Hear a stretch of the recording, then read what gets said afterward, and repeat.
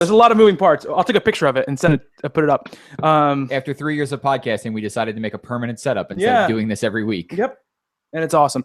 I'm gonna do a reintro so people on the stream can hear it. Oh my God, the YouTube video is playing in the background. This is all staying in. We're gonna have a blooper reel with some like funny music going on in the background. I was just temporarily insane. Though it sounded good, right? It did sound. It sounded really good. All right, we're leaving that in, by the way. Okay, so this is Talking Games Podcast, as professional as always. We have a new setup. We're broadcasting live for Patreon members right now. I'm going to put the archives up of the past shows a week after they go up. So Patreon have them exclusively live and exclusively for a week, and then they'll go live on our YouTube channel. So if you want to see us talking, you can do that as well. The reason for all of the new setup too is that Justin and I are starting a streaming series tonight, and I always think one of the biggest obstacles, I should say we're recording, we're not going to be streaming it live yet. We're still kind of one thing at a time. One of the biggest obstacles I think always to doing that stuff is that there's a ton of setup time always, and I think I've sort of developed a system where we don't have to do that much setup, which is going to be good. It's always good. Happy about that. So I've got this I made like a makeshift utility cart for all our audio gear that allows us to do this we're doing now, do a backup of it. There's a lot of stuff going on here. I'll take a picture of it and send it to people. But we're rocking here, and we're on week 2 of our new format. Last week it was just you and I trying it out and doing it. But I think we held down the fort pretty well. I'd like to think so. Yeah, absolutely. But Justin and Kelsey are back. Matt is out again this week. He'll be back next week. We got a lot to talk about. We got some games to talk about in our lightning round, and we've got, I think, some pretty cool topics. And news as well. And news a lot of news. Big Xbox news, which Justin's going to bring to the table, and we're going to talk about pretty in-depthly. And Nintendo had a direct today when we're recording this, so they announced some stuff. So hopefully we have a compiled list by the time we get to that. We do, because it was coming in kind of hot previous to that. But before we get to that, let's catch up. Justin, how are you doing, my friend? I'm good. It's that time of year again, so it's baseball time. Ah, yes. When it's opening day, it's fantastic. Take me out to the ball game. I like how you raised Hugh's volume when that was happening. No, I'm raising your volume. Oh, okay. So yeah, that was a good time. Good weather. Year 2 of bringing Jorah.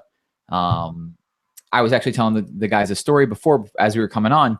4-year-olds are apparently awful at school, and so the other day Jorah was like all bummed out. He's like, "Oh, I don't have any friends at school," in 4-year-old talk.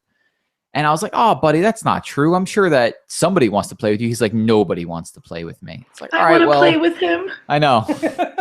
So I picked him up, and he asked me, he's like, are you going to stay with me, or you have to go back to work? And I was like, I have to go back to work. He's like, nobody wants to spend time with me. I was like, okay, well, now I'm not going back to work, so let's go do a thing. Ever. Let's go have a date. And he got really excited, and he's like, I want to be style for our date. So that means he wanted to go home and get dressed into something stylish for our date. That's one of those adorable things I've ever heard in my life. Yeah, so he came home. Right, we put on jeans and a sweater, and I was like, all right, now what am I going to do with him for a couple of hours? And I was like, let's go bowling. So that was a fun experience. So I'm figuring, it's a Friday afternoon, like 1 o'clock bowling alley. Like there's one literally right up the road from my house. Like it'd be empty. I got there and we got the only available lane. All people, like it was like a whole senior tour there. And then a whole bunch of people, like the people around us were practicing 300 perfect games. Oh, wow. So like they would set themselves up for the pressure of having that perfect game. And I have Jorah running up there overhanding the ball. So that was fun. And then we went to the mall, and he's super into Pokemon right now. Nice. Nintendo and Pokemon. Mm-hmm. So he only knows X and Y because that's what's on Netflix. Or that's the first thing I saw on Netflix. Okay. He was watching some like crazy Pokemon ripoff. It was called Dinosaur King. I think it only aired for 1 season, but it had like a similar concept. And I was like, let me at least put him on something that I know I'll be able to find toys of. So he started on X and Y, and now he's all into it. Cool. So we went to Build-A-Bear, and he got Charmander. Nice. That's what he wanted. And it was a good day, except for the part where he had an accident in his pants. Okay, well, in the middle of the mall. All right, well, that's gonna happens happen to us all. Child, those things happen, but Yeah. it was one of those things. Like as a dad, you were like, all right, on the list of bad things I want to happen, that ranks like near the top. And we got, most of the time you have like a diaper bag or whatever. But in the back of my mind, I'm like, he's 4. If he has to go, he'll let me know. He got really excited, and then it was just over. I was like, oh, all right, well, we're going home now. But it was a great day. That is awesome, man. Yeah, that's awesome. Very Very it's cool. been a good start to the season for the Mets by the looks of it. Yeah, they're doing okay. Come back to me in a couple of weeks. Yeah. How about you, Kelsey? You weren't here last week. What's been going on? How's school? I know you had a big essay due last week. Yeah, I had medieval English once again. Surprise. Surely it's ye olde medieval English. Yeah, yeah. But today was my last day of school before finals and summer school. So I'm pretty happy, except for the fact that I'm missing the first playoff game. I was about to ask you that. Yeah, I'm missing pretty important events tonight, so be grateful. I'll have you know that when the Mets were in the playoffs, the rare occurrence that it happens, I was here podcasting. That's what happens when you podcast. You miss the important events. Yeah, Cardiff Devils lost in the second period of overtime of the playoff finals on Sunday. I was gutted. What's the like trophy called for that hockey league? The Stanley Cup? Well, not you, Kelsey. I'm talking to you. Yeah, the most famous hockey cup in the world. I have no idea. I think it's just like the Elite League playoff championship. The hockey trophy? Yeah. I don't think it's got any. There's not enough prestige behind it for it to have a name, I don't think. Gotcha. Okay. I getcha. All right. Well, we have lots of video game stuff to talk about. So let's see. Who should I go to first? Justin, you're back.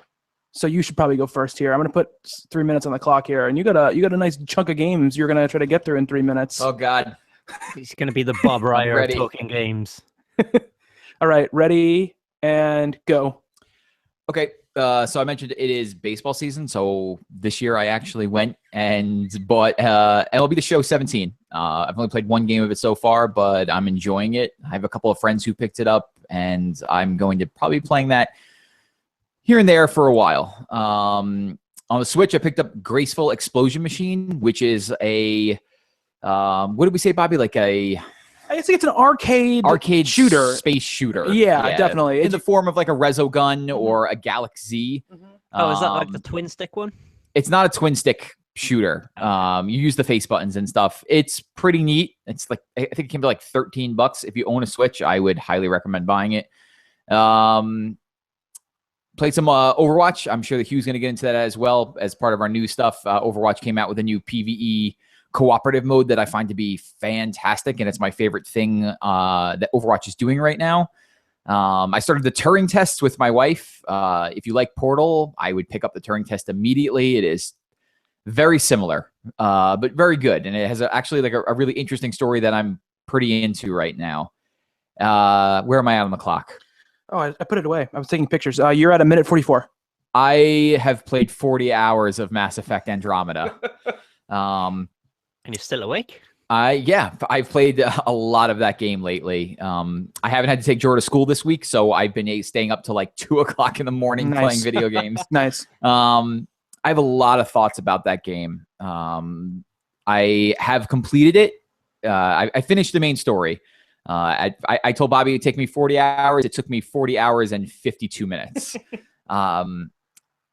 I'm going to go in depth on this more on our like in-depth game show where we could talk about like a lot of the things that I thought about it. Long story short, I ended up coming around on the game. I feel like it's not on the same par or tier as the first 3 games, but I did enjoy my time with it. Some of the things that work in the game ended up really working for me, and the stuff that doesn't work continues not to work. But in the end, like I was glad that I will go into more depth on what really did come around for me later on. Is that it? Yeah, that's it. Nice. You did a good job. You finished in time. You finished with 31 seconds left. I'm professional. Oh, there we go. He is the Bob Ryer of Yeah. talking games. Yeah, we'll definitely go in deep with Mass Effect in 2 weeks when we kind of do our like very game focused show. We're gonna talk a bunch about it. Bobby and I can recount our Friday conversation where we argued with each other for no reason. Yes, it was for no reason. As That usual. sounds like you two. Yes, as usual. It went from completely congenial conversation to full out argument and I don't know, 2 text messages. I don't even know how it happened. It just happens. All of a sudden I was getting all caps text messages from Justin. I don't remember sending those. He was that angry. Yes. All right. Kelsey, you ready for your first lightning round? No. No. Yeah, you are. Well, it'll be over in 3 minutes no matter what happens. So I have my notes. You're good to go. All right. You have 3 minutes, Kelsey, and go. Okay, so I'm still playing Mass Effect, still liking it. My goal was to romance Lexi. After many failed attempts, I learned that you can't. So I was pretty upset. I still think it's a good game. I'm still having a lot of fun. It's just like the writing still throws me off. Like there's some things that they say that like if you were having a colloquial conversation, it wouldn't happen. And it's just like weird things. Like the obvious example is my face is tired, but I mean, you know, there's other examples. But the big game that I've been playing is Yooka Laylee. Oh, yeah.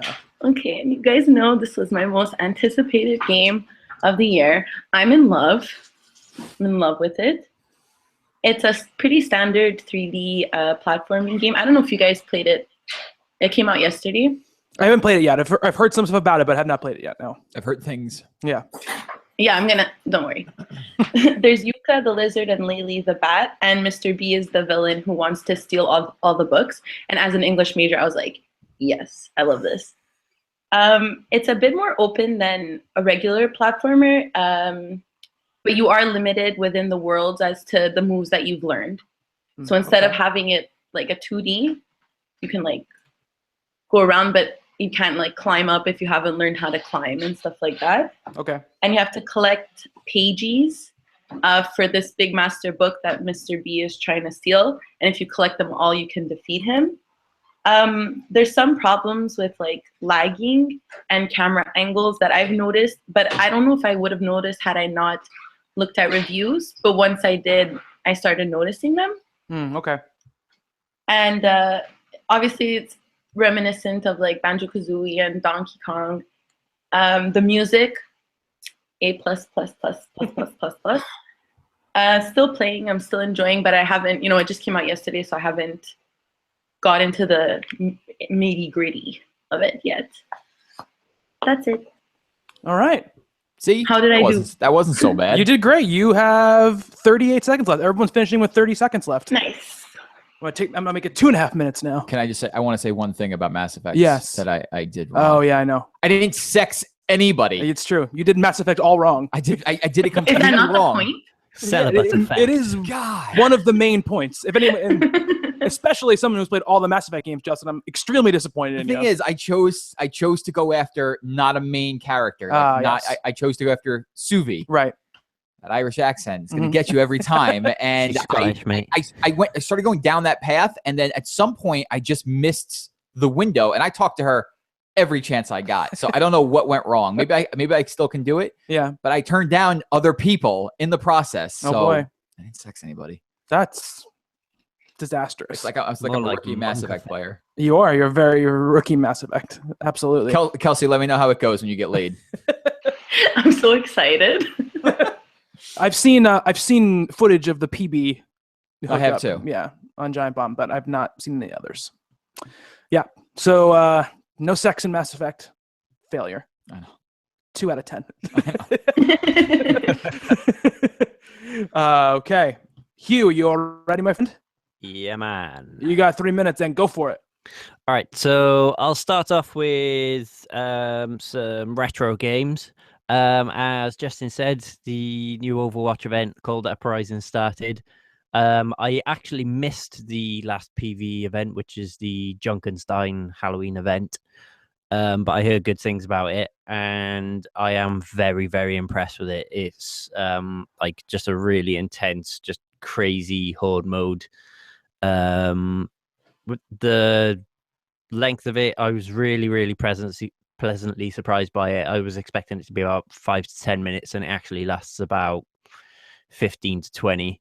And it's surprisingly tough as well, even on the like easier difficulty. It's you've got to have your wits about you to get through it. So I'm looking forward to trying it on harder difficulties to see what that's like.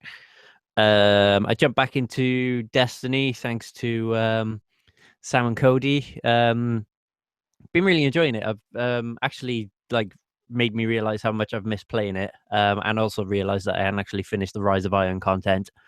And really, really, really cool. Like the last mission and that is so cool. Like the way it finishes is just visually awesome, and the way you go about doing it is fun. And yeah, the Iron Banner started today, so I'll probably be hopping into that over the weekend as well. And lastly, Persona 5. Oh, what a game! What a game! What a game! What a game! Like, just like me and Bobby had a lengthy text conversation, just gushing over the music for starters. Yeah. But yeah, it's just crazy. It's cool. Really good characters. As I said, the music is just downright amazing. The end of the first palace is just like this crazy, crazy battle with just like this absolutely goofy boss. And yeah, I think we're probably about similar place in the game now, Bobby. Yeah, I think so too. And yeah, it's fantastic. Like I'm thinking if it carries on in this vein, it's probably not even going to feel like 100-hour game, because it just keeps itself moving all the time. Yeah. And yeah, I love the way it's sort of like slowly piling up the systems, so it doesn't overwhelm you, and there is a lot of systems in it. So yeah, just awesome. Such a cool game. All right, Hugh, you That's took 20 more seconds, but you were still underneath the 3-minute mark. So good job. Well, good job. All right, I'll put 3 minutes on the clock for myself, and I will go quickly. I played a little bit, the first probably hour. It's only a 3-hour game, I think, of a game called Blackwood Crossing, which is a first-person adventure game. You play a girl who is left in care of her brother after her parents pass away, and you are quickly thrown into a situation which you don't quite understand. It's big about mixing what's real and what's imagination, and it uses fantastical elements to illustrate some very real life issues that this brother and sister have, and this brother has with the loss of the parents, because he doesn't really remember them because he's young enough where he was too young when they passed away, so he doesn't really have a good memory of them. I'm not sure how it's going to end up, but it's been pretty fascinating. I enjoy the art style. It's got some, light puzzle solving elements, but nothing that's. It's more to give you interactivity with the game rather than try to challenge you, because they aren't challenging. They're just kind of like, oh, this is like a clever way for me to get this password to this treehouse that my little brother has, or whatever. So that stuff is cool. So far I'm enjoying it. But I've been putting most of my time, as Hugh was saying, into Persona 5, which I echo everything Hugh has said. We knew this before the game came out, but when you're playing it, it's even more apparent. That game is stylish as fuck. It's just everywhere. It's oozing out of every pore of that game. The music, the visuals, the dialogue, everything. The full-on anime cutscenes are gorgeous, but even the in-engine stuff is really good, and I just really enjoy the style. And as you said, there's a lot of systems. I probably about 13 hours in at this point. I've gotten through the first dungeon, and the first kind of major story bit that you go through. And for that first, I say 5 hours, while the game is still engaging, it's very much leading you by the hand, because it's adding all the systems in. Because if they threw the amount of systems I have now at 12 hours at you at moment one, I don't know how you would be able to parse that if you'd never played a Persona game before. But the Persona system is really cool. There's like a kind of a Pokemon element to it where you're in battle. If you knock down your opponent, you can kind of take their power and take them as a persona and then use them. And then you can also fuse personas together to create more powerful personas. And those directly relate to the bonds you have with the other non-playable characters in the game who you can hang out with when you're not in the sort of shadow world. And so it's incorporating both systems very intricately, which I think is pretty cool. And I, like you said, I love the characters. I'm really into the story. The first section I played, the first 13 hours, which is basically focused on this one sort of problem you have to solve, which is this very no good teacher that's at this school that you're at. Felt like it could have been a game unto itself, like the story in which it tells and the beginning, middle, end aspect of the story right there. The fact that there's 60, 70 hours left for me to play of this kind of stuff is very exciting to me. I've just gotten to the point where they sort of open it up to like, here's how you're going to get side quests and stuff like that as well. So the game is starting to open up even more now at 13 hours. But I'd say my first 2 or 3 hours, I was like, okay, I like this. Still enjoying it. But then once I hit like hour 5, 6, 7, I just like fell totally for it and really enjoying it. And I did spend most of my workday today listening to the soundtrack. You sent me a song and haven't gotten to listen to it yet on YouTube. It was funny because I was talking to Hugh about it and I was like, yeah, he's like, oh my God, the CD is like $80 on Amazon because it's an import and like they don't have the whatever. And I was like, it's for the grand price of free on YouTube. You can listen to it. And then I think it was like 5 minutes later, I see on Hugh's Twitter, Hugh added playlist to his YouTube channel. I didn't even know that I like shared when I was adding playlists. I went on Twitter. I was like, oh, okay. Yeah. It's great. I mean, the soundtrack is awesome. It's got like pop stuff, but it's also got like cool jazzy mood music and like the winning battle, when you win a battle music, that come of the animation you have when you win a battle. It's fucking great. It's just so stylish. Jumping on something that you said earlier quickly about Blackwood Crossing. I thought, I know I'm playing with the wires. I wanted to actually see what the game looked like finally. So I was like, let me watch the trailer. And at the end of the trailer, when they show the logo of the game, there's a song, somebody singing in the background. And I'm like, I have to know who is this? Like, I really like the way that this sounds. And so I went on YouTube and I was like, Blackwood Crossing trailer, blah, blah, blah. And I found who it was. But along the way of finding out who it was, I was reading the comments and some dude just spoiled the end of the game. Oh my God, that sucks. Yeah. That sucks. And also the song's not released. Oh. So it was like, well, that sucks. That does suck. That does suck big time. But yeah, I'm really enjoying it. I'm sure in 2 weeks when we're going to go deep dive, I'll hopefully another 10, 20 hours into it. So I'll be able to talk about it more in depth. I will play that game eventually. I hear Persona music. Yeah, same. That's the winning. That's when you win the battle. Well, thanks for the spoilers. I want to hear this stuff on my own. Yes. You'll hear that every 5 minutes. When you play. Yeah, when you're in a dungeon, it's every 5 minutes. Go ahead. I actually deliberately go into, like, you can't really call them random encounters because you can see the enemies like around the place. So if you want to, you can avoid them. But I deliberately go and fight people just so I can hear that bit of music at the end of it.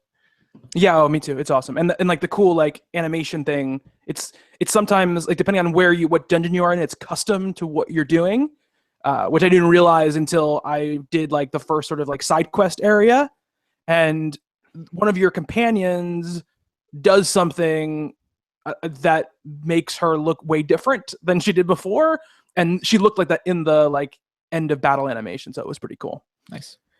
Yeah. Eventually, you have a lot of games stacked up before it. Yep. Yeah. I'm clearing them out of the way. Yeah. Right now, it's I'm gonna finish up Nier and play that. I don't know how many times I'll play it. We'll see how I feel. Right. And then by the time that's done, Prey. And then after Prey, I've got a wide open schedule. What's up, Persona? Okay. All right. So before we get to a listener question, Justin, do you want to run down the Nintendo Direct really quick? Yeah. So like a bunch of stuff got announced right before we recorded this. ARMS, which we knew about, releasing on June 16th. Okay. Splatoon 2 is releasing on July 21st. They introduced a co-op mode for it. which neat. sounds pretty cool. That's neat. It's cool. Nintendo's keeping up this like one game a month from them. Yeah. With that, which I really enjoy. Like I think it's a good way to space everything out. So this month is Mario Kart 8 Deluxe. Yeah. And it's unlocking with more carts and tracks from the start of the game that they've ever done before, which cool. is nice. And also you can do the battle modes in I don't think they've ever announced this, but the local wireless mode. Oh, neat. Supports up to 12. Yeah, apparently they fixed the battle mode to be more like the old battle modes people liked.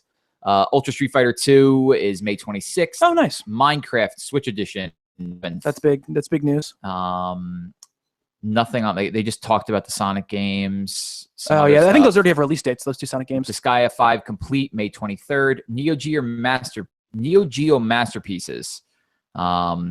Samurai Showdown is in there. Fatal Fury, King of Fighters 99 on nice. April 13th. I'm sure Matt will be very excited about that. Yes, I know. Puyo Puyo Tetris on the 25th. Yes. This is what I Finally think in English. we're getting into not like hard release dates, but some things they announced. Monopoly for the Switch, which I think is an amazing idea. Not that I care about Monopoly one iota, but I like the idea of using the tablet and putting it on the table and using that as the board. Like all board games should be coming out for the Switch. Yeah, and it said like the Joy-Con will almost act as if it's like a little container for your dice, so you sort of shake the Joy-Con. That's cool. That's cool. As if you're throwing it, and then the dice will appear on the screen and roll. They should do a Yahtzee one. Yeah, I love Yahtzee. Rayman Legends Definitive Edition. Oh, which really? Will come out Game of the year. on everything. But that's cool though. That's where I'd want to play it. Switch, an exclusive Kung Foot experience, offers a solo mode and tournaments for up to 8 players. That's a game Yes, thing? yes. Okay, yeah. The soccer mini game. THQ Nordic, which is what did THQ Nordic used to be? They bought the license. Well, it used to be Nordic. Yeah, okay. It used to And be they Nordic became- Games. That's right. And then they just put THQ in front of it. Yeah. Cien Mora EX. I remember Cien Mora on the Vita. Okay. Which was like a diesel shoot 'em up. Okay. That's coming along with Battle Chasers Night War, which is an RPG. Looks like a 2D RPG. Yeah. Payday 2, which is showing up on the Switch, is coming out. All right, this winter. That's cool. It's So cool. that's- It's cool that THQ are supporting them because they have a lot of interesting properties now. So it's cool. Some other games here and there for it. Some 3DS stuff. Hey Pikmin for the 3DS. Kirby's 25th anniversary for the 3DS. There's like a new RPG, like something Ocean, that they just announced. I don't remember. Ever Ocean or something. I don't Ever remember. Oasis. Ever Oasis. Yes. Yeah. Some support for the 3DS. Yeah. So they're continuing support for that as well. Mhm. And a couple of new amiibos. Joy-Cons now come in yellow. And battery packs. And battery packs for the Joy-Cons as well. And they're going to start selling those separate docks. Yes, Which the they- actual standalone dock, which they had already announced and had on their store, but they go on sale May 19th. Yeah, they're a little expensive. $90. They're like they're $90. That thing is basically a USB hub Yeah. to plug your Switch into. I mean, the convenience of it might be nice. But Yeah, totally. $90 is a lot. $90 a lot for that thing. Yeah, and that's about it. Speaking of Battle Chasers, I actually backed that on Kickstarter a while ago. Random fact: I think all of the backgrounds and the character design in that game are, if you're a comic book fan, this name will mean something to you. They're all designed by Joe Madureira. Oh, okay. Yes, I know what game that is now. Okay, I remember. Yes. Yep. So And yeah, I saw the art from it, and that makes a ton of sense. So yeah, it should look pretty at least. That's cool. That's very cool. Oh, and Bye 3DS is available. I love Box Boy. Oh, okay. There's Box Boy is a also, cool game. I think there's a free-to-play Kirby game come out for 3DS. Yeah, they're doing a bunch of stuff for Kirby because it's the 25th anniversary. They didn't announce Team Kirby Clash Deluxe. There's the Kirby's Blowout Blast. But they said a new multiplayer action game in the Kirby series is coming to Nintendo 3DS this holiday. So Yeah, it kind of looks, the little clip they showed kind of looked a bit like Smash Brothers. cool. Yeah, that's neat. That's a neat thing. All right. So our friend Sam sent this question in, I don't know, 3 months ago, and we just have never done it. So we're gonna do it now, and it's apropos because the new Overwatch mode has just come out. So Overwatch is back in the news. So Sam asks, if you could add a character to Overwatch from any other game, movie, comic, etc., who would it be, and what would their abilities be? For her, it would be Maz Kanata from The Force Awakens. She would have a simple blaster and can't walk fast, but has telescopic vision. She has her special abilities and her ultimate as well. Special abilities, infrared vision, and she can climb any surface for 3 seconds. And if she climbs a tank, she can ride around on their back and cover them. And her ultimate is she yells out Han Solo, and all enemies are briefly stunned. Works. It works. And she keeps asking where her boyfriend is. Hugh, you got a character you'd like to see in Overwatch from another property? I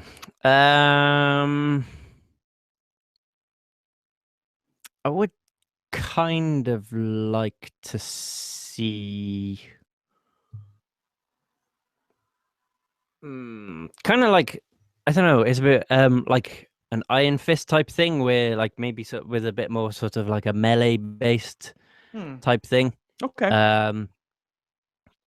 Where like, you know, they're just in your face.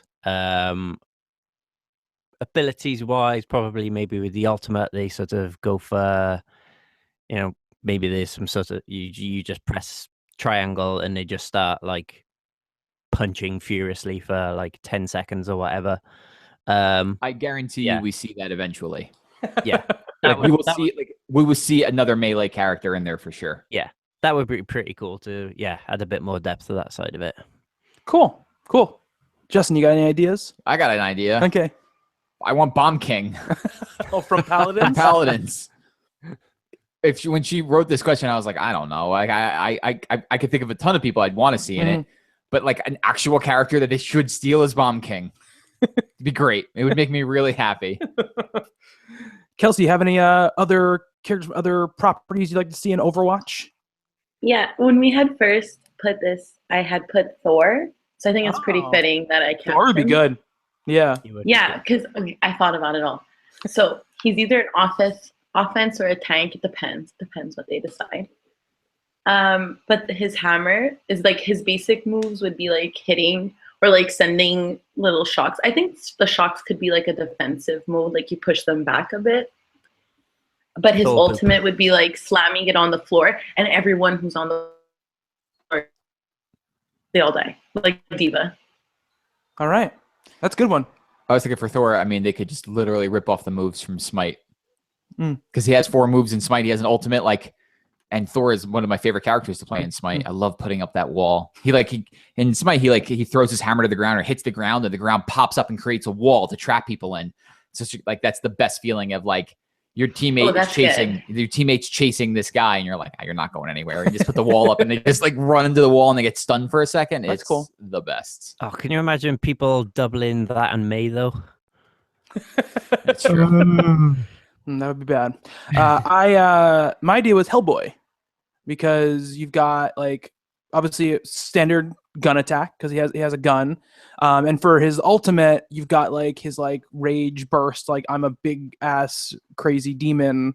Like, both horns are now grown, and I am like super powerful. I could end the world. Hellboy.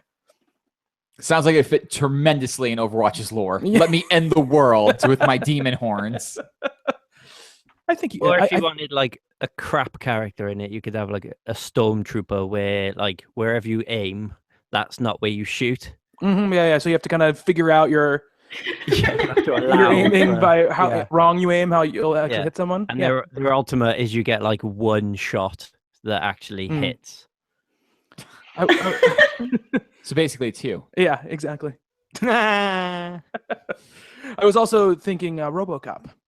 That'd be cool. He would fit into the lore. He's a man who's been turned into a machine. Speaking of lore, he'd have some badass like voice lines as well. Yes, you absolutely would. Dead or alive, you're coming with me. We touched on it super briefly, but that Overwatch, and during Hugh's 3 minutes, I didn't want to interrupt him, but that Overwatch PvE mode is unbelievably good. Really is. That Junkenstein mode that they have, you just stood against the wall and defended. But this is like they're actually sending you. It's 7 years ago. It's like it's lore.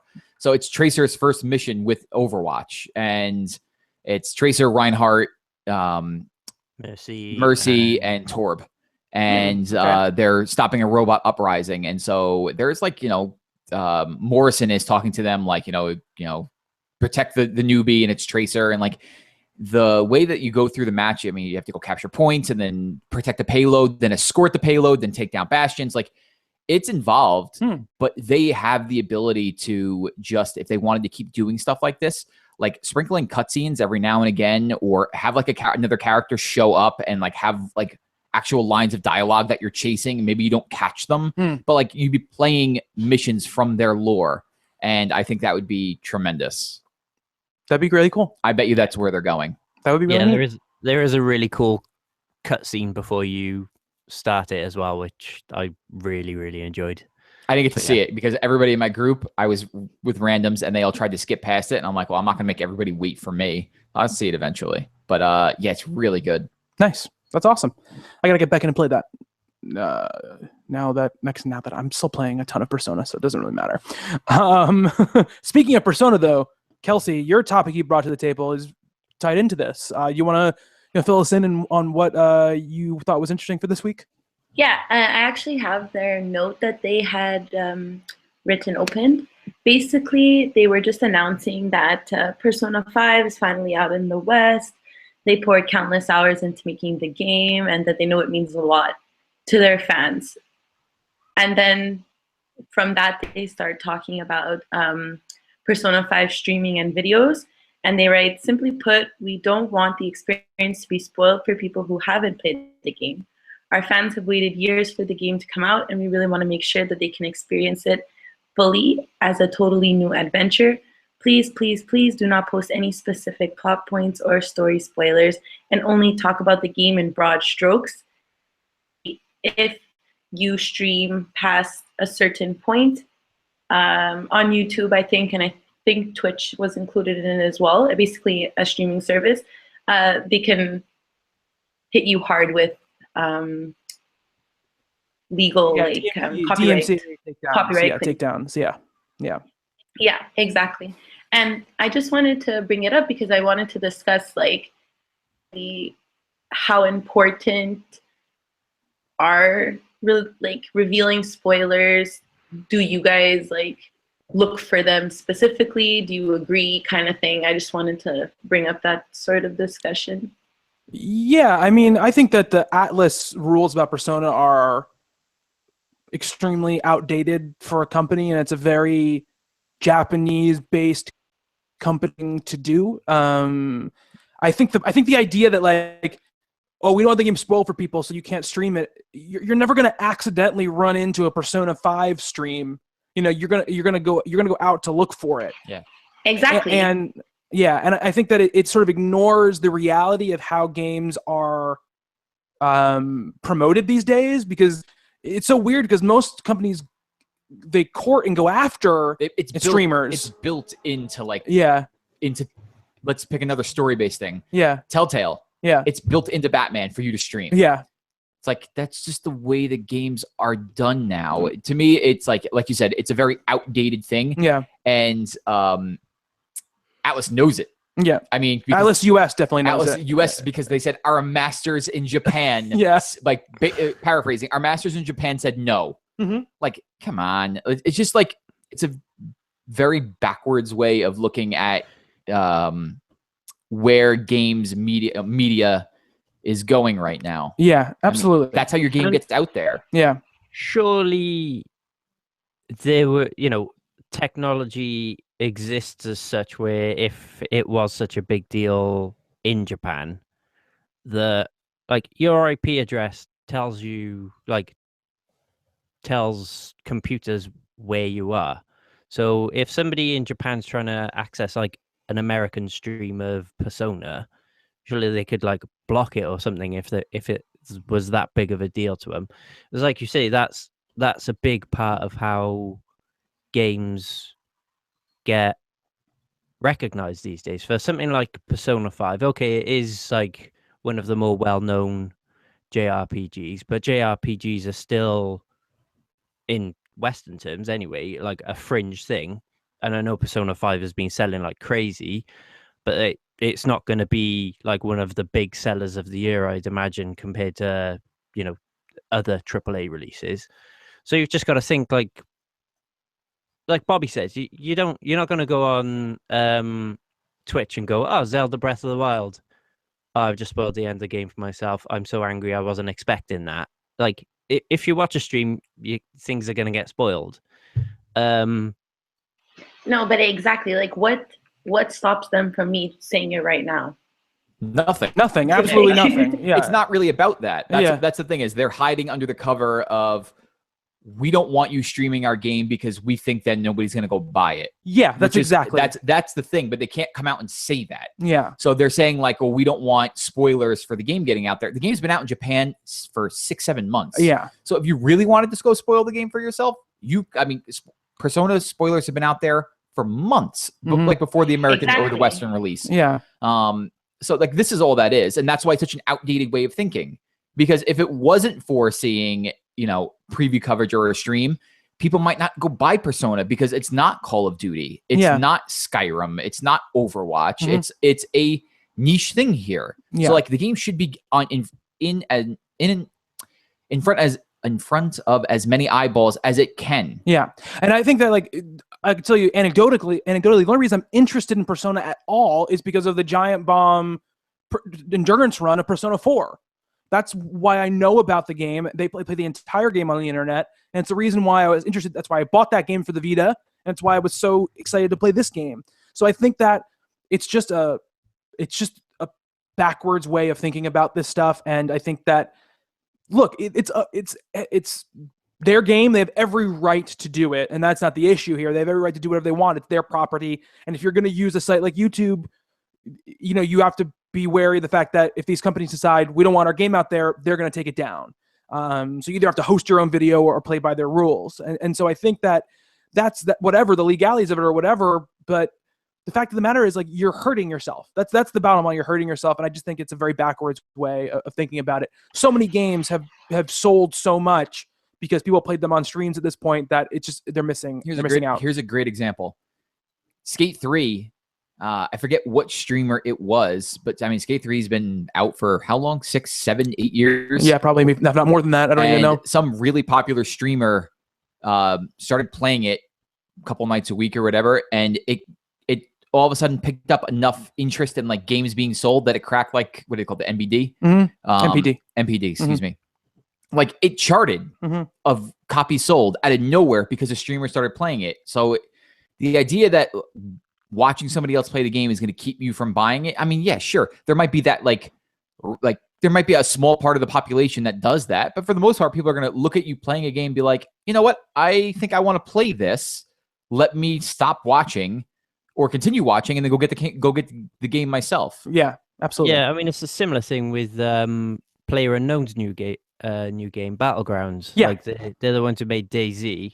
And apparently this game's already sold, like, they've already shipped double the units purely on, like, well, a big part of that is the fact that there's been just like thousands and thousands of hours of people streaming it on Twitch, and people have just been buying it like mad. Like, I bought it on Steam, but unfortunately my PC wasn't good enough to run it, so I got a refund on it.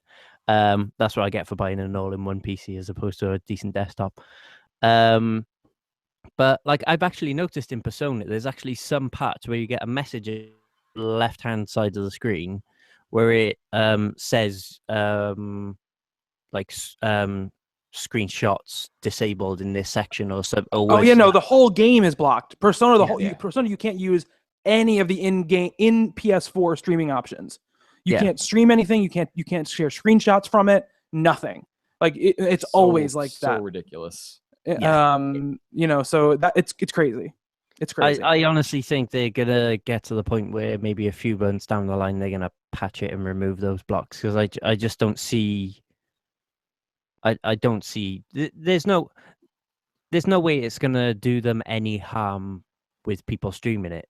No, it won't. It cannot be counterproductive for them to have people stream it.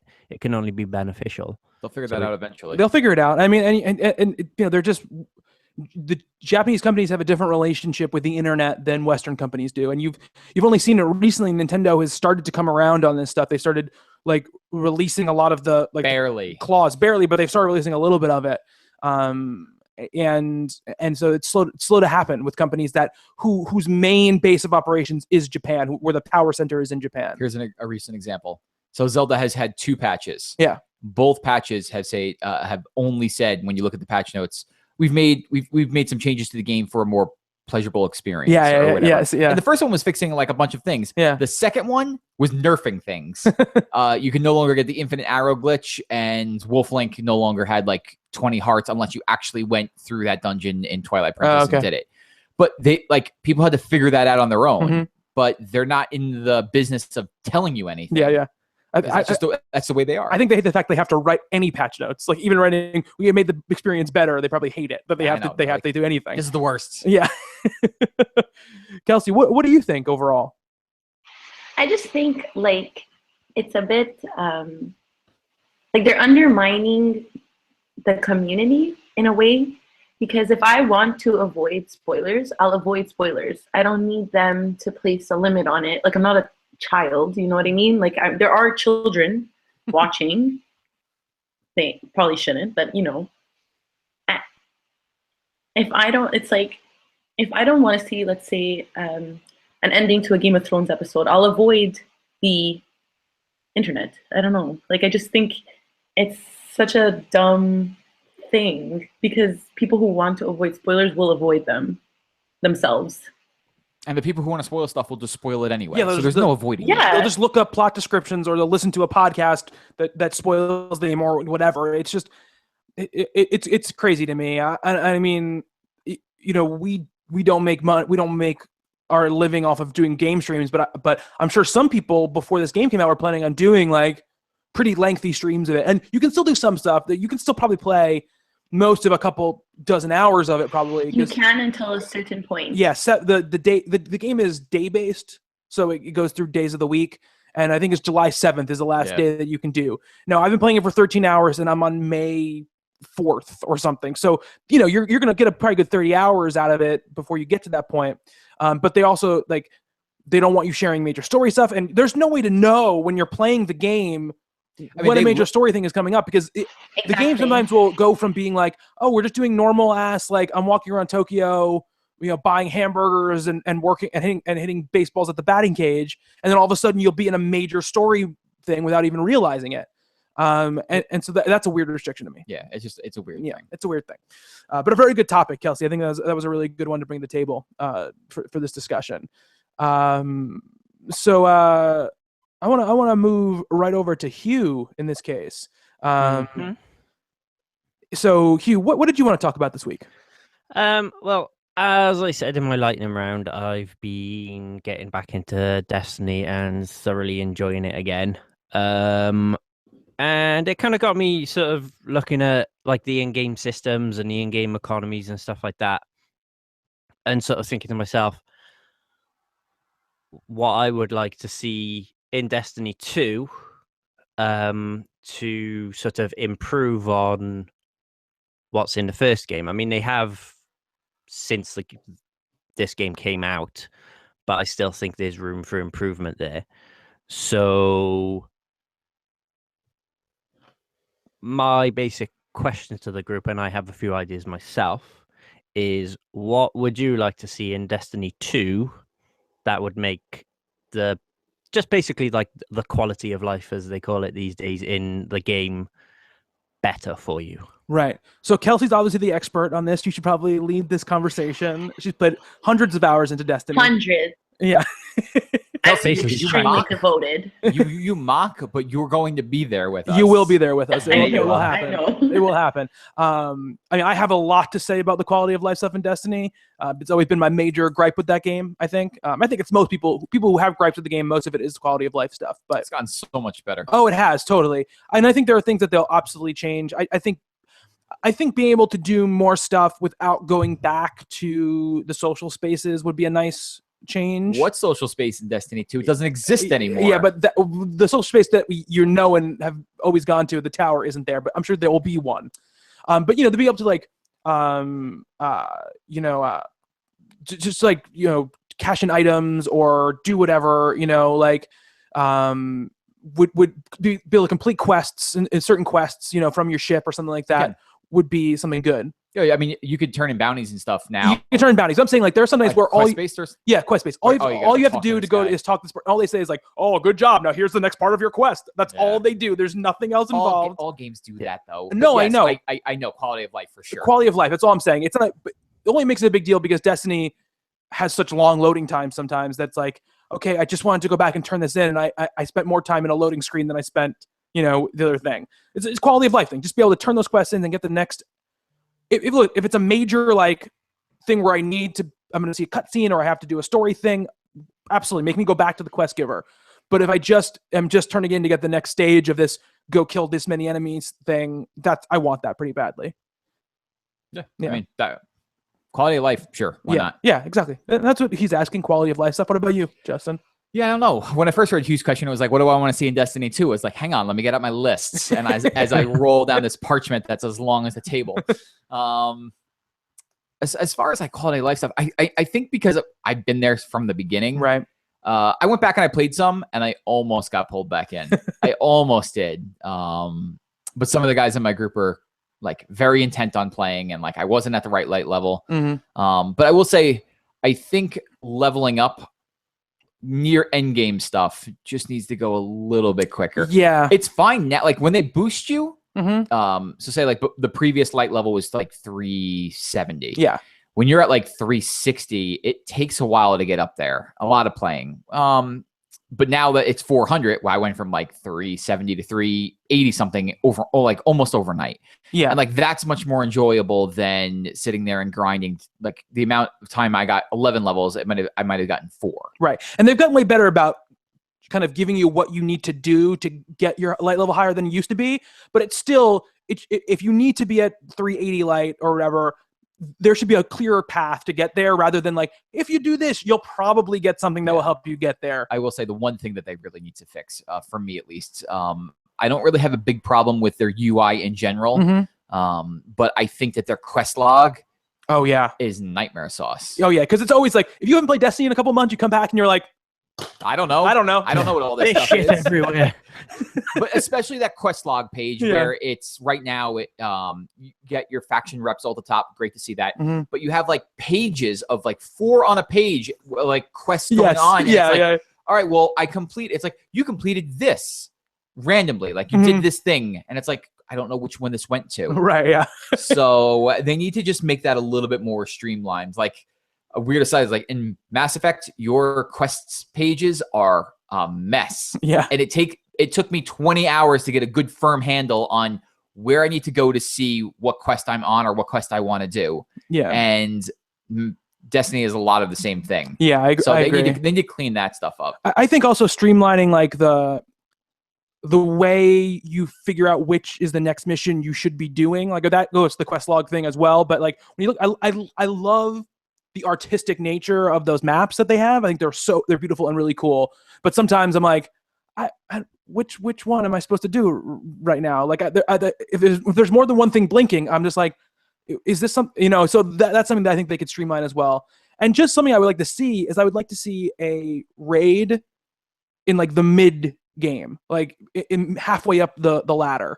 So that way people who never get to that point, the high point, like they can get to see some of that very cool content they put in those raids, or just obviously bring more of that content to the whole game instead of just putting it in the raids. But if you just want to keep that really cool stuff for the raids, put a raid like in the middle. Like if level cap is 40, put one at level 20 that you can get into. The problem with that is like, it's not about hitting a level cap that was the problem. It was about grouping people together. Well, yeah, I know, but again, it'll make that easier as well because more people are likely to get to level 20. Like to get level 40, so you probably have friends who played the game for 10 or 15 hours, or 20 hours. Give them something to do so that they can go like, oh, I saw this really cool thing. I feel good about it. Like World of Warcraft does that. They have raids for all sets of levels. So I think that would be a cool thing. Hugh, you brought this question to the table. What are the things that you were thinking of? Yeah, I mean, I think the big one for me is probably just sort of like streamlining the in-game economy because there's so many different currencies and materials you can exchange and so on and so forth. And even I just now, think and I just think, and it's just like it's gone through, and I think it'll probably be smoothed over in Destiny 2, but I think with you ended up with like all the radiant materials and stuff like that, and I think as the game sort of evolved, it ended up leaving all that stuff behind, so you end up with it sat there and you're just like, I don't know what I'm doing with this shit now. Oh yeah. I mean, for some of that stuff, they did come up with like, hey, if you have, what was it? I think it was radiant material, and there was things you got from the first raid. It was like, you can go turn that into the speaker and get motes of light. Well, what do you use motes of light? They have so many different currencies in that game. And when you got the handle on it, you're fine. Mm-hmm. But when you're coming into it, you like same thing, like throw a pen up in the air, punch the TV. Like, I don't understand what's happening. Because I'm just like, it's like earlier on, I was just like, right, I need this much glimmer so I can go and buy armor materials. So I go and buy armor materials, and so I can upgrade this. I can go to the faction people, and I can spend my motes of light to up my faction reputation. And you're just sort of bouncing, like Bobby said, you're bouncing around all over the place. And I just think streamlining that would make just smooth over the experience of playing it that bit better. And I think sort of layering it on as you're going through is fine, but I would imagine for people who sort of came into Destiny around sort of like the midpoint of its life cycle, and I can imagine the in-game economy was confusing as fuck. And I think the other thing I'd kind of like to see is maybe sort of like a broader range of classes. Like one thing I was thinking of, maybe if there was some sort of like a support class, kind of like a healer or someone who can like buff people and stuff like that. So a bit more sort of range to the classes, as opposed to just being sort of like, you can attack this hard with a hammer, you can shoot a bow, and just being sort of like outwardly like offensive stuff. Maybe like a character whose focus isn't so much what we're talking about things we want in Destiny 2. Do you want me to get out the parchment?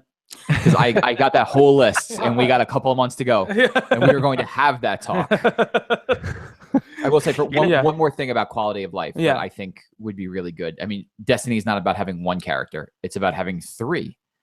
And it was such a pain in the ass to switch between characters. And it's like, well, I have the vision of Confluence on my Hunter, but I'm playing as my Titan right now. That people actually created apps to manage your weapons. Right.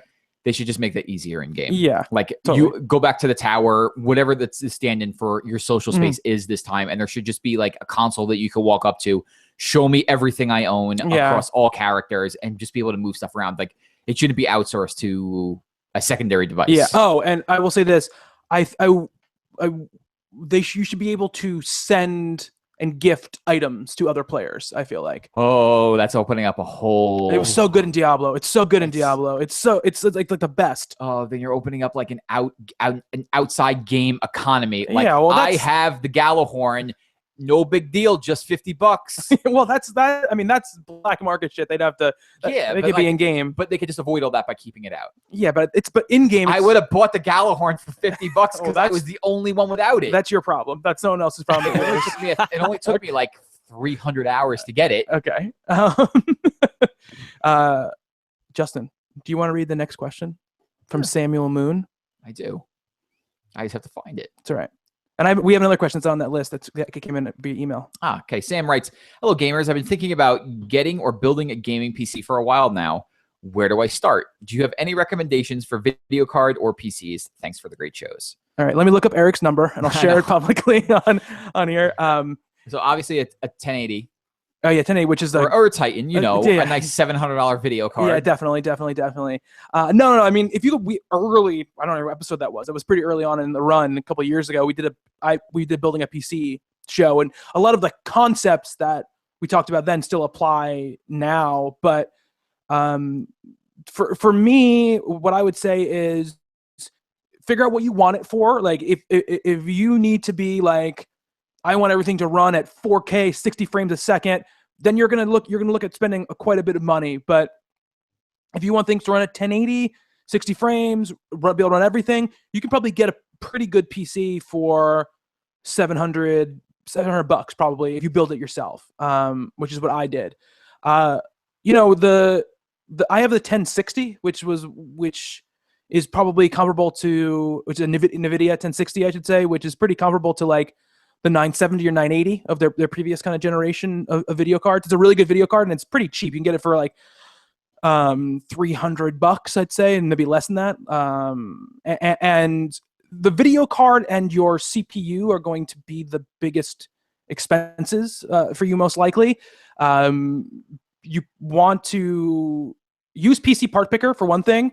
If you go on PC Part Picker, which is an awesome website, you can literally go on their forums and be like, hey, I want to build a gaming PC that can run this at this, and my budget's this. And then the people on those forums will be like, here's a part list, and you can make it. But with a CPU, you probably want to go like Intel i5 or Intel i7 is the best one.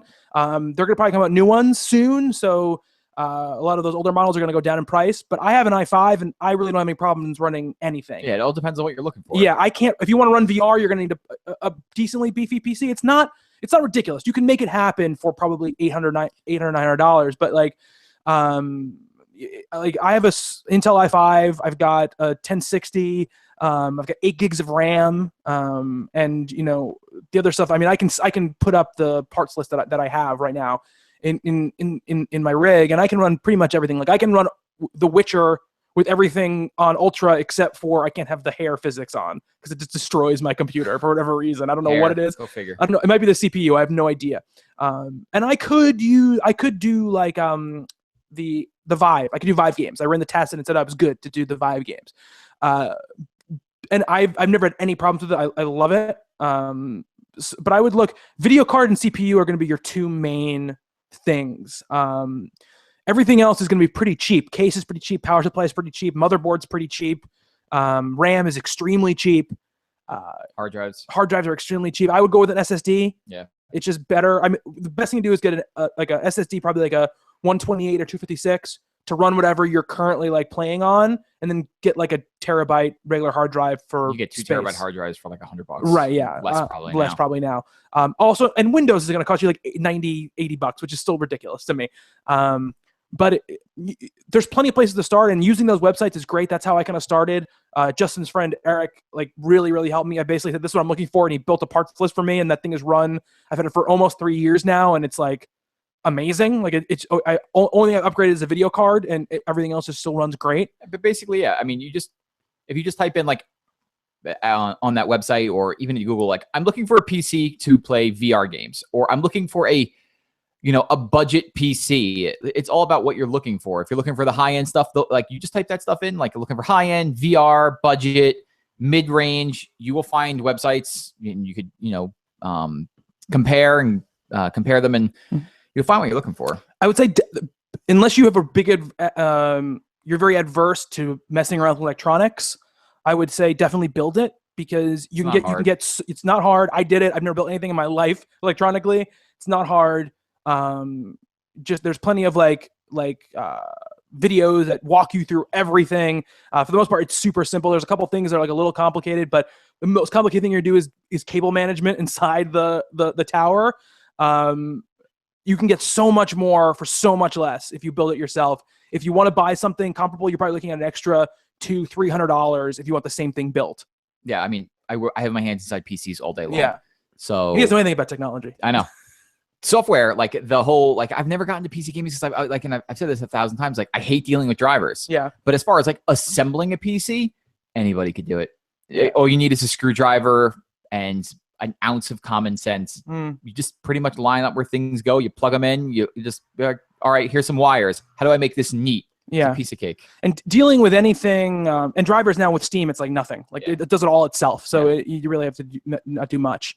But yeah, that's pretty much what I'd say to start. If you have any other specific questions, feel free to email us or send us a message on Twitter, and we'll try to answer more specifically. But that's a good place to start, I think. And these graphics cards are like always going on sale. They're always going on sale. And do not think you need to buy the newest, most expensive model, because most of the time, the power that's going to give you, you don't need, because you're never going to use it.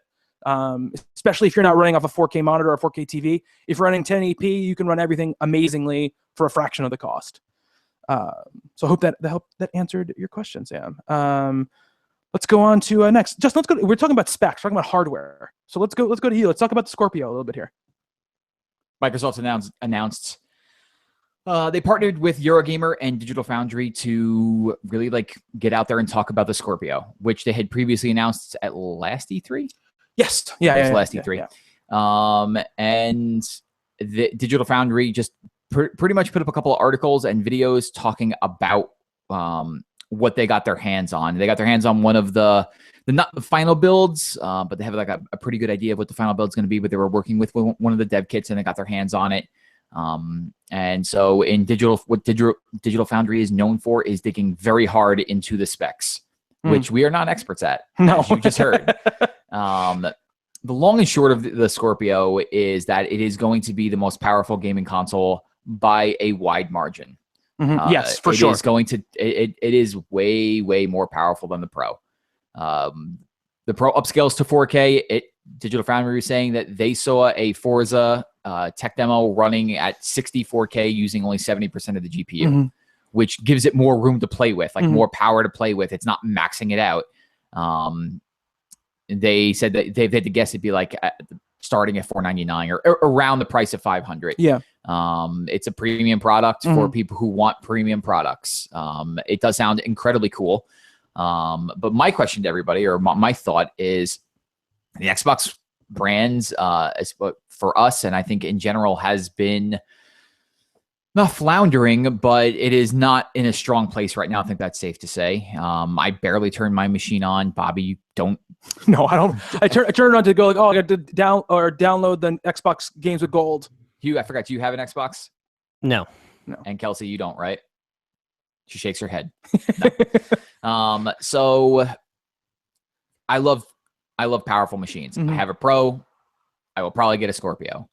But the thing is, what would bring other people into the mix? What would Xbox have to do to make Hugh and Kelsey decide to go get a Scorpio, or Bobby to not play the games on PC? Because Xbox is a lot of their focus right now is, hey, you can play our games anywhere. You could play them on PC. So for Bobby to go buy a Scorpio, what would it take? For me, it starts and ends with games.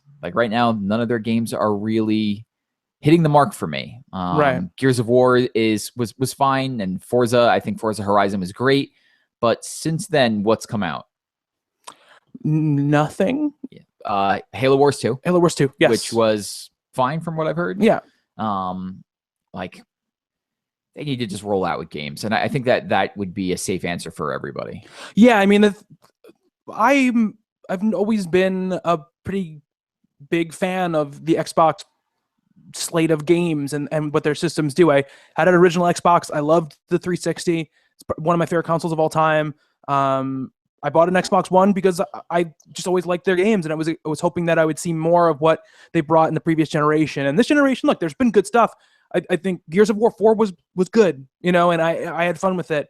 I liked Halo 5. I don't have any hate towards that game, but it also doesn't stick with me whatsoever. Sunset Overdrive is a tremendous game to me. Yeah, I think that was an amazing game. Sunset Overdrive is a great game. They've had some digital stuff that's been good. They've had some cool ideas and tries at stuff. Recore is part of a good game. They can't, but a lot of stuff that was supposed to come out of the pipeline is either kind of been shoved away or has been canceled or forever delayed. And they haven't brought a new franchise to bear that is that they internally developed, right? Even Sunset Overdrive is an Insomniac game, which obviously they own the publishing rights to, but Insomniac is a third-party developer. And I just don't think, hey, here's Gears of War looking even prettier is enough anymore. It's not. Those games just don't have the staying power they once did. Halo, while it's still a gigantic franchise, it is not one of those big dogs anymore. It's just not. It's not. It has fallen so far behind the other big shooters like Battlefield and Call of Duty, and even Overwatch at this point, that I don't feel like that multiplayer is a place where people, cling to anymore.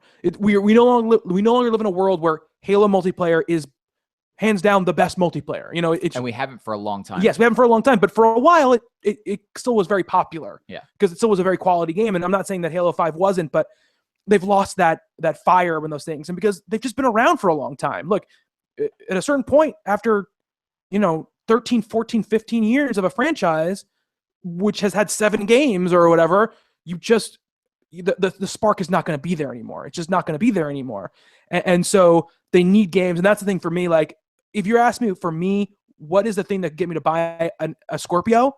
It would have to be an extremely low price point. It has to be able to outperform whatever I have on PC. So that's not going to happen. Right, exactly. So for me, it's like, if the Scorpio is going to cost $500, let's say, I'd rather put that $500 into my PC and make it that much better. Buy a new video card, buy a new CPU, whatever it might be, and then and do that to my PC, because I can play all those games there anyway. And that's fine. Like, I don't think that's a bad thing. Some people just want a box they can put underneath their TV that rocks, and like, this is probably for them, but I don't know. It's like a subset of an audience. And I think that, look, it could blow us away, and I could be like, oh my God, I need this. If it can do VR awesomely, and in a really convenient way. Yeah, that could be a big thing. That's something for me as well. But I don't have a 4K TV. I'm not in the market to upgrade my TV anytime soon, unless something happens to my television. Like, I'm probably not going to upgrade it anytime soon. So it just does not have a big draw for me, this particular thing.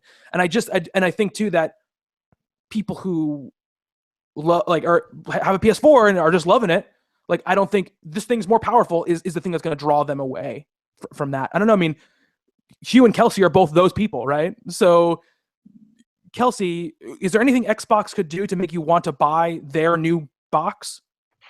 Yeah, first explain what a teraflop is.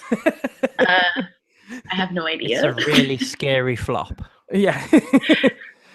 Well, to give you a I guess a meter, I think that the PS4, like, it's just a meter for power. It's like the new thing they're using. It's like the new bits, right? So they want like a easy number that can convey that says, like, this thing is more powerful than the thing before it. So, like, what is it, 6 teraflops for the Xbox? Yeah, XBOX Scorpio. And what is PS4 is like 1.9 or 2, I think 2 or something like that. So it's 3 times as powerful as your PS4. It's not actually 3 times as powerful, but like, it can push a lot more power out of it. It just means it's a much more powerful box. But that's it. It's like, I feel like that's what they're focusing on when it comes to their marketing, I guess you could call it. Mm-hmm. They're focusing a lot on like the technological part of it. Like, when I bought a PS4, I wasn't looking at the teraflops. I didn't even know what a teraflop was until this week. Mm-hmm. I didn't even know it existed.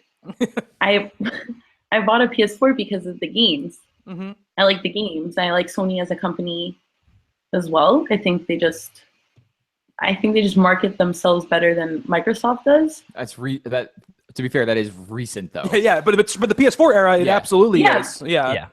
It's absolutely true though. They made a lot of mistakes during the PlayStation 3 life cycle that kind of, and it's kind of, I think it's just flipped the other way now.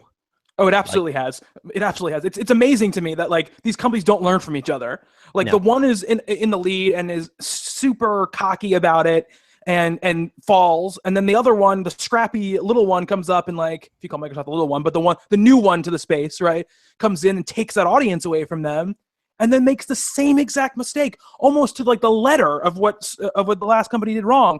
Both of them had like shitty, like, money things at their press conferences. One said, oh, we have a system for people who don't have internet connection. It's called an Xbox 360. And in the PS3 era, they're like, oh, we have a system for people who can't afford $600. It's called a PS2 or whatever. And you better get a second job if you want this, like, cocky bullshit. And then they just don't learn. They never learn. Yeah. So it would be games for you, right, Kelsey? That's what would bring you into it? Yeah. Bring more games other than Halo. What, like... Yeah. I don't know.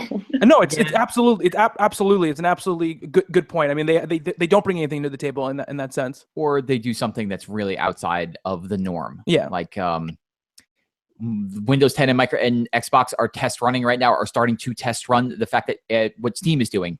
If you play a game for 2 hours and you don't like it, you could refund it. Yeah. Which is awesome. Which is great. Yes. Like, on a console, that is a first. Yes, on console, that's definitely a first. And so, like, that's what I need to see from them. I need to see them go, like, really outside of their wheelhouse. Like, Jason Schreier of Kotaku said, and this is going back like maybe like 5-6 weeks, but he did Steam on this thing. Mm-hmm. So you could like, hey, this could be a living room PC. You create a Steam account. It is just a PC with the Xbox branding on it. Right. And you can access your Steam library. You could create a Steam account and then access Steam and play all those games there. Mm-hmm. And like that like something along those lines. Would that ever happen? No, that's like pie in the sky. Yeah. But like something crazy like that, like they could do to make themselves stand out from Sony, because they're never going to get the Japanese support that Sony's getting. Yeah. Like the last 4 months of PlayStation have just been like nonstop Japan kicking ass. Yeah. That's never going to happen for Microsoft. Mm-hmm. So they have to do something bigger or crazy to get the attention. Mm-hmm. And like their backs are against the wall. So I'm watching. Yeah. And I think that during E3, if they have a slate of games to show, it's going to be really interesting to watch. Yeah, totally. Because if they come out with just more Gears and Halo, I got no faith in this thing. But if they come out and be like, surprise, here are like 4 games you didn't know existed, well, they've got my attention again. Yeah, or we secured these third-party games or whatever for that stuff, could do it as well. Yeah, I agree. Hugh, what about you? Is there anything that's gonna make you want to buy this Xbox Scorpio? If the answer is no, that's also okay. It wouldn't be that much power to me right now with what I've got to complement it. Just wouldn't be any use to me, because like you say, Bobby, I don't have a 4K TV. I'm not in a rush to upgrade to that, because that's still a very niche thing. Mm-hmm. So to me right now, throwing out something that's just like, this is really powerful, and can show things in a shinier way than normal, it just seems to me just like completely wide of the mark in terms of what their issue is in terms of an ISP. So yeah, it like console gaming for me should always be just about, you've got one unit, you throw a disc in it or you download it, it works straight away, you don't have to worry about compatibility issues, so on and so forth. Because if some people disappointed when this was released that it's not upgradable and stuff like that, and I was just thinking, that to me just seems like a dangerous route to go down, because developers are always going to want to try and push a console to its limits and make their games look the best they can. So if you've got a console where there's people who buy the off the shelf version, and then you've got people, say, a few years down the line who are putting in new graphics cards, extra RAM, so on and so forth, what's to say that the people with the just bog standard version then end up with games that their console can't run? And I just think that's a bit of a, obviously that is which is why they never do that. They'd never do that. And also, the thing isn't built like a PC. It's if you read that article, it's all custom. Everything is custom to take advantage of the fact that it is a console that runs underneath your television. So it's almost like how complicated Macs are inside of them, because everything is tied together into one sort of cohesive, motherboard, like system on a chip thing. Like that's what's inside the Xbox One. So it wouldn't be upgradable in that way anyway. Another thing to keep your eye on, and you briefly mentioned it, is Microsoft's back's against the wall. Mm-hmm. And in some way, so is Oculus. Mm-hmm. And they have a relationship together. They do. Like VR hasn't taken off in the way that people have hoped. It's doing fine. Yeah. But it's not becoming like that next thing that like I have to own, because it's hard for people to get their hands on it. And it's very expensive. It's expensive. Yeah. Even though Oculus has dropped the price. Yeah, but it's still $600 or whatever it is now. It's like $5 now. Or whatever it is now. Whatever it is now. But it's still expensive. I'd be really interested to see if they during E3 they were like, by the way, this is completely compatible with Oculus, and we can get it to you. Like we can box the Oculus with it for the same price as a PlayStation VR. Yeah. Like this will run better than PlayStation VR, and like this is the place to play VR, and see if they can like swing that. That's definitely something that would have me interested in it, That's what get me interested in it. Yeah. But other than that, for me, it's going to be, and the thing is like, but this isn't even true for me, because no matter what games they announce, they're going to put them on the PC, because that's what they're doing now. Yeah. So I'm just going to play them on the PC, but I'm saying that, don't say that as a bad thing, because I like that Microsoft is doing that. Microsoft is saying like, we don't care where you play our games, just play our games. I wish Sony did the same thing. Me too. Like Absolutely. I would love to get a I'm the type of guy that would build like a $2,000 PC. I would just do it. But like, I am so weirdly entranced. It is my curse that into the PlayStation ecosystem and the trophies and like all of that stuff. Like I can't let go of it. But if I could play PlayStation games on a PC and continue to do that stuff and just have it look fantastic, I would definitely do that. Yeah. But we'll see. I mean, E3 is only a couple months away. It's true. And it's like for me, like this is a make or break one for Microsoft. Absolutely. So it's going to be super exciting to watch. I will say this: the one thing I do like about what they said here, which was always my thing with the PS Pro when they were talking about it, and always my question about it, and they're never clear. They have said that on the Scorpio, if you have a 4K TV or if you have a 1080 TV, you can run the games in any of the modes. Like you can decide you want it at 4K resolution at 30 frames a second, and it will just take like the awesome 4K image and down res it to 1080p, which makes it look better, more fidelity. Or you can say I want it to run at 1080p 60, and then you get the performance out of it, which that was always my thing, which I think is great. I mean, because that honestly, the performance aspect of it is much more important to me than the resolution that's pushing. I just want it to run smoothly. That's all I want. So, and to load faster and all that kind of stuff. That's always the stuff I want more. Let's do one more listener question, and then I was going to talk about Japanese RPGs, but we can save that because I'm going to be playing Persona for a good long while, so we can get into that another time. Okay. This question comes in from Rebecca, and she says, sorry, this is a few weeks late. In one of your podcasts a few weeks ago, Bobby and Justin were recommending Night in the Woods, and Justin was asking about the person who wrote in a few months ago about needing some indie games with good stories. Yes, that was me, Rebecca. You would ask whoever it was to email and let you know, but I never wrote in because that's just the kind of person I am. Really, though, I went on vacation a few weeks ago and was catching up on podcasting and also wanted to play Night in the Woods. I've also bought Oxenfree and will play that soon. I really enjoyed Night in the Woods. Thanks so much for the recommendation. It did have a great story and had some very dark elements to it that I wasn't expecting, which leads me to my question. Over the past few years, games have skewed heavily towards having very dark, depressing, or serious storylines, with the exception of Nintendo. I think Ratchet & Clank is the only game in recent years that I've played that has been silly and lighthearted all the way through. Are you enjoying this trend of serious stories? Why do you think games have been trending towards these kind of stories lately? As always, thanks for the podcast. Sincerely, Rebecca. Thank you for writing in, Rebecca. Yes. Once you said your name, I was like, that's it. Yeah. I mean, Bobby just sprung this question on us now. Yeah. This wasn't in the post. Yeah. But once you said Rebecca, I remembered who it was. Can I take this one first? Yeah, absolutely. Right. I think that the recent trend of games being serious is because for the first time in its 30-year history or whatever, video games are able to tell a story, and that developers are figuring out a way to make this art form something that can give you an experience that books and movies can't. And I don't think it'll be this way forever, but I do think it's like, Night in the Woods, it's like, let me tell this story. Let me tell this like depressing but very real feeling story in a way that you're not expecting us to, by using these like cartoonish looking animals, but it still gives you a little bit of both. It gives you the ability to have like the whimsical, which is the conversations, but also there's like a deeper thing there. Things like The Last of Us, like they couldn't achieve that 30 years ago, like or 20 years ago, 15 years ago. That stuff wasn't there.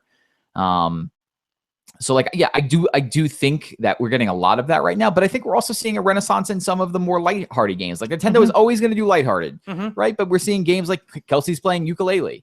Like that's a return to a Banjo-Kazooie type game. Snake Pass is wildly popular right now. It's another fun, colorful game. Ratchet & Clank, she mentioned that. Like I think that we're starting to see a trend going back the other way. Like I think we're seeing the very beginning of it. The Lego games have always been whimsical and lighthearted, but I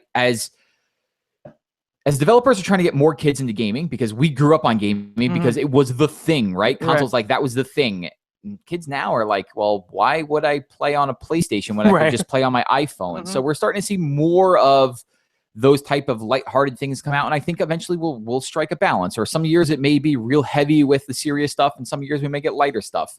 But I think that's the original question that you asked, is like, why? This is why, is because for the first time developers are able to tell the stories they want to cohesively and with like conviction. Yeah. And I think that obviously when people who want to be taken seriously in artistic endeavors automatically go towards, I'm going to do something serious and dark because that's what how people are going to sort of take us seriously as a medium. Let's tell these mature and complicated stories because this medium is known for telling surface level, like power fantasy stories. I think that aesthetics and tone are one thing as far as like colorful platformers, but the truth is it's always been really difficult to do funny things in games. It's always been difficult. Like humor in games is tough unless you're really guiding the experience, because comedy is based on timing. And when you don't have control of the timing, you can lose a lot of jokes. Now, there's been games like Undertale that came out a couple of years ago. You mentioned Night in the Woods has a lot of really good laugh moments, like some really funny moments. And there's games like Portal and stuff like that are huge on comedy, but they all have sort of serious and more dark storytelling going on around them. I think if you look at the adventure game space, you see a little bit of more lightheartedness about it. They just released I guess it's an old game, but Full Throttle, which is an old adventure game. You look at all those old adventure games, Day of the Tentacle and stuff like that. But you look at the modern version of it, Broken Age even is pretty serious game. Yeah. But the new game Thimbleby Park that just came out, like it looks like it's a pretty like silly ass story based game. So yeah, I think it's because people want to be taken seriously, and I think that it's easier to tell dramatic stories than it is to tell funny stories. What do you think, Kelsey? One of your favorite games last year was the saddest game ever made. So what do you think? No, I do like fun indie games. I know I only play sad ones, but one of my favorite games is Super Meat Boy. I love that game. I probably played it every day at one point. Super Meat Boy is about as violent as a game gets. Yeah. But it's funny. It is funny. That's true. Yes. I'm a millennial. I've been conditioned to violence, okay? Damn millennials. Fez? I think we fit into that category. Yeah, I think we do too. No, I Googled it. You don't. Oh, geez. Sorry, Kelsey. Jeez. I thought we were right on the outside. I I was born in 83. Yeah. I think I fit in that category. I think I'm right on the outside cusp. I think we're on the. We're both. I think you guys. I'm Googling it. I think you guys are generation. You keep talking, Kelsey. I'll Google it. Okay. And even Fez. I don't know if you guys. Yes. Totally. Yes. Played Fez. Oh my gosh. Really good game with a hidden story. I don't know if you wouldn't quite understand what I'm saying, but you'll start to put the pieces together. Yeah.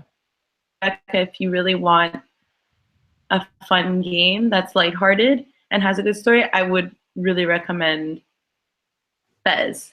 I think that one is super good. Definitely worth the hours that you will put in. Okay, I just want to let you know, Justin and I are millennials. That's right. We're probably at the very tail end of it, aren't we? We are millennials. It's like a 15-year group of birth years. Bobby and I are both going gray. Yes. But we are millennials. We are millennials. What's the earliest you can get to be a millennial?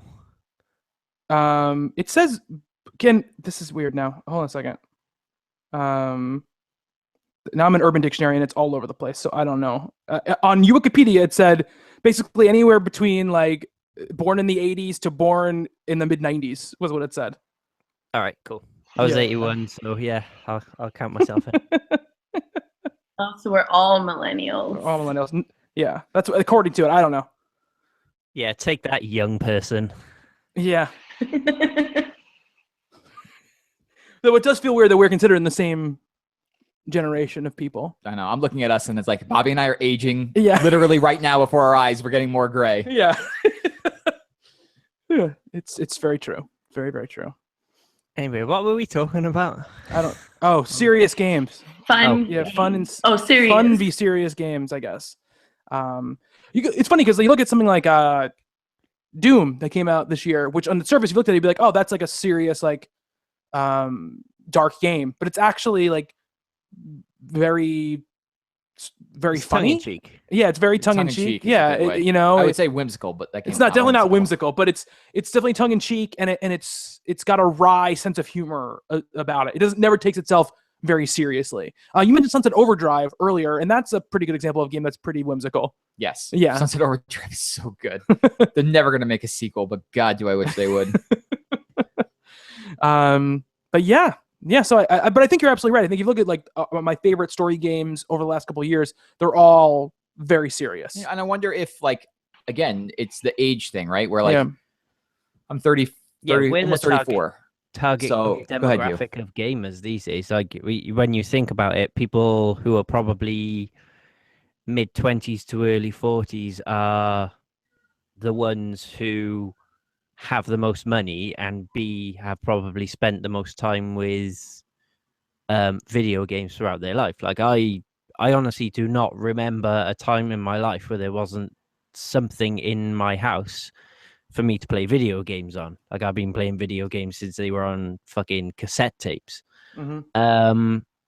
So, you know, as that demographic grows older, and obviously with, you know, the technology to tell broader stories, and with that becomes more artistic license, and like Bobby said, when you're trying to do something that is an art form, it does towards the, you know, the levity side of it. But I think, you know, even with you know, it's like what I've played of Horizon Zero Dawn, about 10 hours of it. Like the main character in that, she's, you know, she's sarcastic, quippy.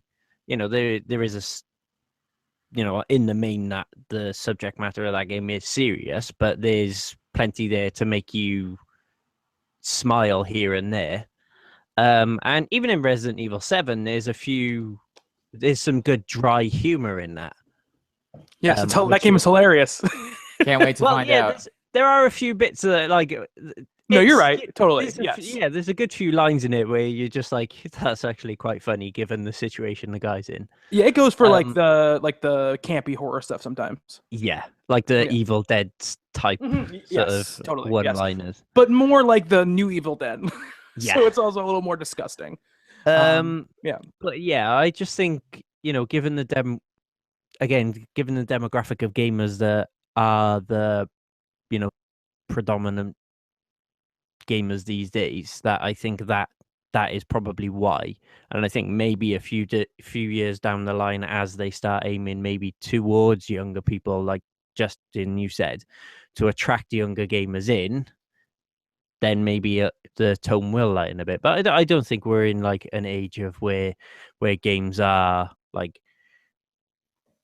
oh, you know, everything that comes out is dreary. And yeah, I mean, I understand, but I think we should draw a delineation between what Rebecca's talking about, which is the story of games, not like not like the aesthetic of games, because there's always colorful, fun platformers that come out. But the story games that have been lauded over the last few years have all been generally dark and dreary and very, very serious and mature storylines. You know, we haven't had like a you know, the 40-year-old virgin of video games or something like that, which is basically a comedy most of the way through, because they're impossible. But it would have to be an adventure game. Yeah, you know, people would have told you that, you know, 5 or 6 years ago that Gone Home is impossible. True. You know, so somebody will come along who's just really good at it and make that game, but they just haven't done it yet. You know what I think? I also believe, like, look at us. Like I said before, I'm 34. I spent most of my life playing games. If I was a game developer right now, I'm at the point of my life where I want to do something serious. Yeah. Like, I have kids. Like my life is not the simplest thing in the world. Like, I'd want to tell like a mature story. Yeah. I think it's interesting though. Like the guys who are doing Yooka Laylee are former developers of like Rare, who did Banjo and Kazooie. And it's like they're at the point in their lives where like, I want something fun and like whimsical and funny. Like, and I wonder if like the guys who are developing those serious games right now will eventually hit the point in their lives where they go backwards. Yeah, maybe. And then the new crowd comes in and they're like, well, we have a serious story that we want to tell. And that's how the cycle will go. But because we're hitting this spot right now, the game's only so old. Yeah. So we might be seeing the turn for the first time. And I like years from now, it'd be interesting to watch and look back at. Yeah, absolutely. All right. Thank you so much, Rebecca, for the question. And thank you everybody who wrote in. Keep stuff coming in. Please keep stuff coming in. Yeah, games at talkingcombooks.com, and follow us on Twitter at talking_games. You can follow me personally on Twitter at Bobby Shortle. Justin. Joroak, Joroak. Kelsey. Kelsamus, KELSSAMUS. And Hugh. I am at H_Paz. Head over to talkingcombooks.com. Check out articles, reviews, all that good jazz. Please subscribe to our YouTube channel, Justin and I's new video series, which Justin has coined as Monster Closet. Yeah, is going to be starting with Resident Evil 7. That'll probably be up, I don't know yet, next week probably. Yeah, we're going to do our first episode tonight. We have plans on recording more than one at a time, but it's the first night, so who the hell knows what happened with technology. Yeah, we'll see how it goes. We'll see what happens. But yeah, so that's going to be out soon. Look for that. We're going to do a full play of Resident Evil 7, and then I think I finally convinced Justin to play Until Dawn. You definitely did not. You just said we're going to play Until Dawn. Yeah. Oh, you're in for a treat, man. That is a genuinely good game. I think you'll enjoy that. Some outlets would call it the best game of One outlet would call it the best game of 2015. But yeah, It's very good. It is very good. That's going to do it for Talking Games for this week. Thank you, Justin. Thank you, Kelsey. Thank you, Bobby. Thank you, Hugh. What? We'll do that over again. He said thank you, Kelsey, and then Hugh said thank you, Bobby. What are you doing? Hugh? Is Yeah. this your first time on the show? Come on. Matt did this It's better than fucking you. 25 to 2 in the morning, man. Whatever, dude. Whatever. Here we go. Thank you, Justin. Thank you, Hugh. Thank you, guys. Thank you, Bobby. And thank you to everyone who's listening. Until next time, be good to one another. All right. We are out, and we are